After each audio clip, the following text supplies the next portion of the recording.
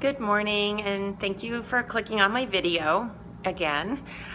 Today I wanted to talk about sprouting, and I wanted to teach you how easy it is to sprout right in your kitchen and add sprouts to your diet, and really why you would do that. So I just wanted to start with this little thought. We are human beings. We live on a planet with, we're animals, and we live on a planet with other animals. Some are carnivores and some are herbivores. So anatomically, we are herbivores. Our digestive tracts are consistent with all other herbivores on the planet. And every other herbivore on the planet eats a raw vegan diet. So they are living on grass and leaves. If you think about a giraffe or an elephant or a cow, these animals are thousands of pounds and they eat leaves and grass. They're not drinking milk.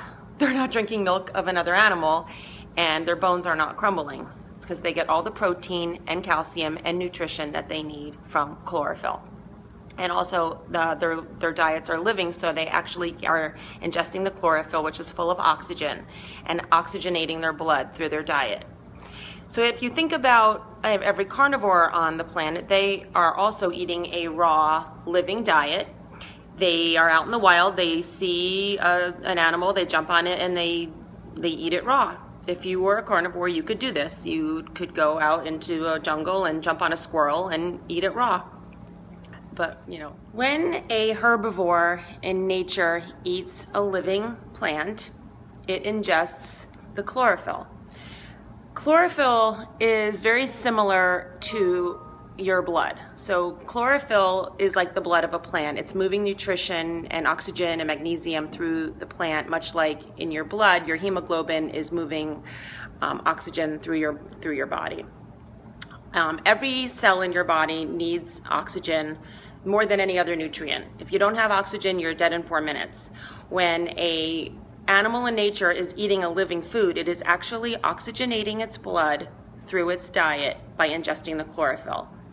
So think about that. As human beings, we are the only herbivore on the planet that is not doing this. We oxygenate our blood through our breath, but other animals in nature are oxygenating their blood through their diet and their breath. While talking about chlorophyll, I just wanted to make sure I didn't forget any of its wonderful benefits, so I just ran and grabbed my laptop and I typed in benefits of chlorophyll. The number one thing that came up was anti-cancer. The second thing that came up was anti-inflammatory. Any itis means inflammation. So any itis that's an illness means that you have an inflammation somewhere in your body, and inflammation is the precursor to all disease. So people don't understand why juicing is so important, but when you have inflammation of the digestive tract, that means that your digestive tract is so inflamed that not only it can't break down nutrients, but it can't absorb the nutrients. And juicing is a really great way to easily absorb nutrients through really an impaired digestive tract and create an anti-inflammation response at the same time. So I know when I was at Hippocrates, there were many people that had chronic IBS and Crohn's disease and ulcerated colitis, and it's awful to live like that. They can't eat food, they can't keep anything down, and they have explosive diarrhea, which is really not a joke. Not to mention the fact that their bodies are completely depleted of nutrition. So putting these people on a juice fast is really not only easy for them to digest, they're getting all the nutrition and chlorophyll and protein and enzymes that they need, but it's also anti-inflammatory. So it's healing their digestive tract while feeding their body and really bringing them back to life, bringing them back to health so that they can eat whole foods.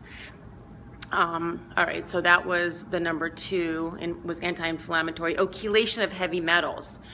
So chlorophyll actually helps carry heavy metals out of the body and transport and extract them from your cells. Anti-candida, treats bad breath. It's good for wound healing. This was another thing that I saw firsthand at Hippocrates. they would take the poultice from the wheatgrass machine. So when you put wheatgrass into a machine and you crank it, the strangly little pieces of juiced grass is coming out, and then the wheatgrass is coming out the bottom. What they would do a lot with wound healing is take that and create a poultice. They would take the knotted up pieces of juiced grass, dip it in the wheatgrass, and put it on people's wounds. And it's incredible how quickly those wounds will heal. There are people that have had been on antibiotics for chronic wounds that can't get their wounds to heal, and I mean, it does the trick. It's pretty amazing. Another thing they did there, which I thought was amazing, was wound healing with garlic. Just mashing up garlic, creating a poultice, putting it on a wound, and covering the wound with gauze and tape, and it's just very antibacterial, and it helps heal. Rapid delivery of magnesium. This is another benefit of chlorophyll, as well as it says contains vitamins K, C, folic acid, iron, calcium, and protein, which I already mentioned most of those. Anyway, let's move on and learn how to sprout.